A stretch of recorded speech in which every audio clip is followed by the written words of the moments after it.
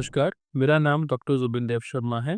मैं पेट और लिवर रोग विशेषज्ञ हूँ और आज हम कुछ तरीके देखेंगे जिससे हम अपना पेट फूलना कम कर सकते हैं। देखिए, पेट फूलना एक लक्षण है बहुत सारी बीमारियों में या बहुत सारे फिजियोलॉजिकल कंडीशंस मतलब नॉर्मली भी कईयों में पाया जा सकता है और हम कुछ चीज़ें कर सकते हैं इसको अवॉइड करने में।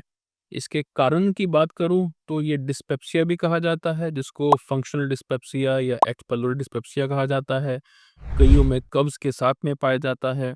आईबीएस की बीमारी भी कही जाती है या सिंपल ब्लोटिंग के नाम से भी जाना जाता है।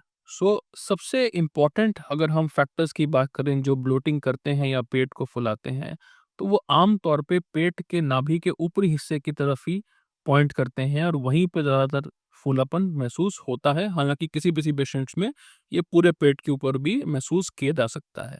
और यदि हम सबसे आम कारणों की बात करें, तो ओवर ईटिंग एक ऐसा चीज़ है जो डेफ़िनेटली हमें पेट को फुलाता भी है और हमें डिस्कम्फ़र्ट भी करता है।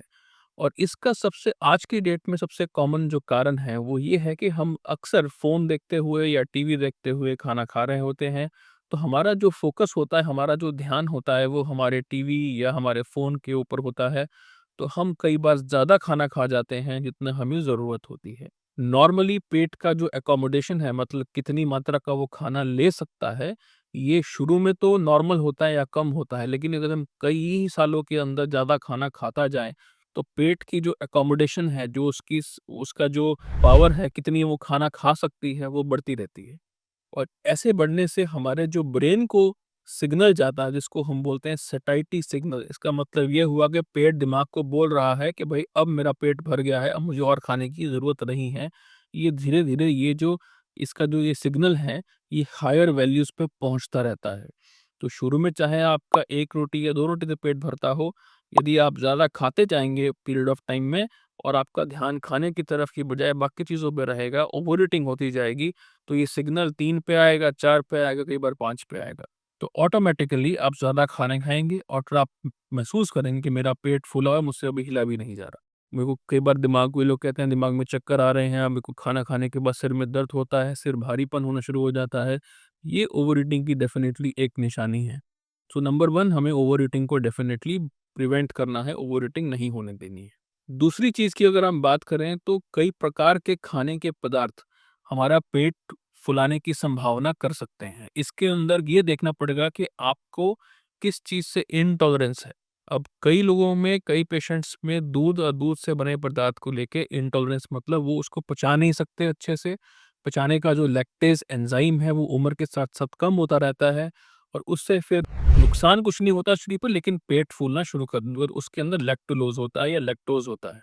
ऐसे ही अगर आप कई प्रकार के फल खा रहे हैं जिसके अंदर फ्रक्टोज़ का कंटेंट बहुत ज़्यादा है, उससे भी पेट आपका फूलना शुरू होगा, आपको तकलीफ़ होगी उस चीज़ को लगातार खाने से।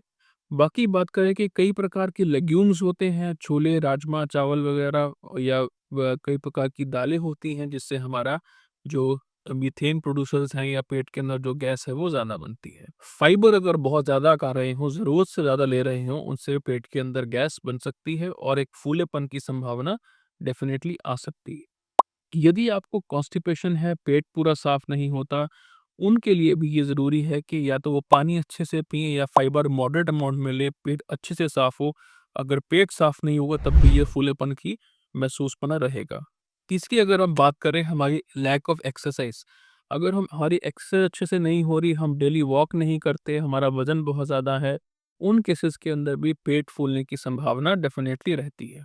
चौथी चीज़ की बात करें तो कई प्रकार की बीमारियाँ, जैसे कि अगर आपको डायबिटीज़ है, थायरॉइड की प्रॉब्लम है और ये कंट्रोल में नहीं है, इसके अंदर आपको जो आपकी शुगर की मात्रा बहुत ज़्यादा रह रही है, उसके अंदर भी क्या होता है कि जो पेट की मूवमेंट है, जो पेरिस्टालसिस है, वो स्लो डाउन हो जाती है और वो स्लो होने से वक़्त लगता है खाने को खाने से लेके वो मल बनने में और ये जो पूरा प्रोसेस है इतना स्लो हो जाता है कि पेट फूला हुआ या पेट भरा हुआ डेफ़िनेटली रहता है।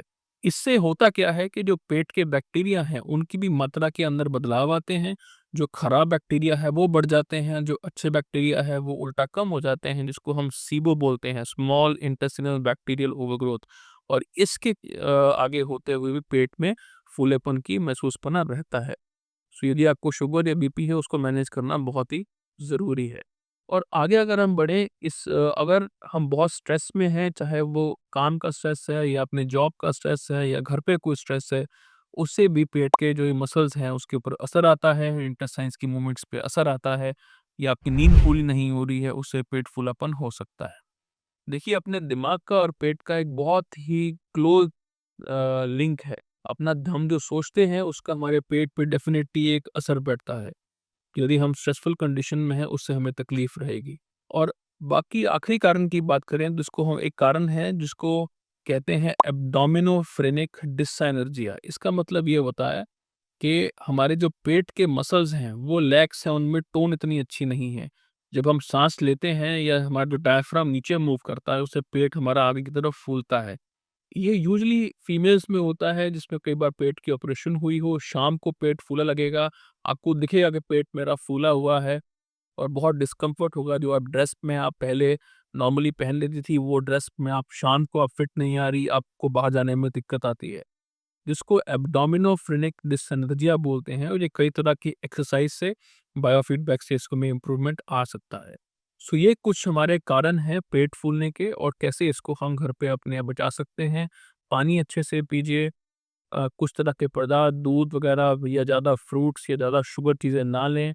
एक्सरसाइज अच्छे से कीजिए, साँस की प्राणायाम वगैरह एक्सरसाइज कीजिए। इन सब से हम घर बैठे भी पेट फूलने की चीज़ों को प्रिवेंट कर सकते हैं और अपना हेल्थ को बेटर कर सकते हैं। Thank you so much.